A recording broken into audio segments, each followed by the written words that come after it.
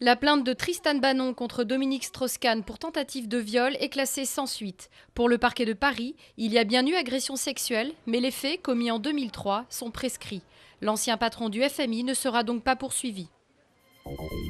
Toujours le suspense à 3 jours de la finale de la primaire socialiste. Arnaud Montebourg, le troisième homme, entretient le doute sur son attitude au second tour qui opposera Martine Aubry à François Hollande.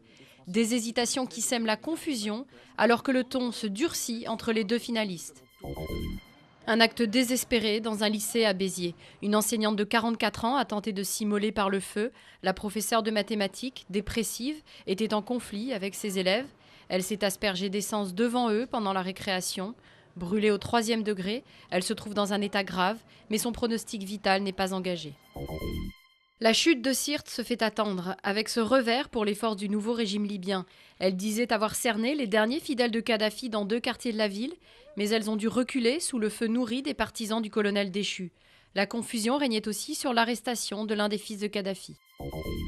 Voici le premier musée nomade du monde. Le centre Pompidou Mobile a démarré son périple à travers la France. Première étape, Chaumont, en Haute-Marne. Sous de grandes bâches colorées sont exposés les chefs-d'œuvre du centre Pompidou à Paris. Picasso, Dubuffet, Matisse ou Niki de Saint-Phal. Le but de l'opération, faire venir à l'art les populations qui en sont le plus éloignées.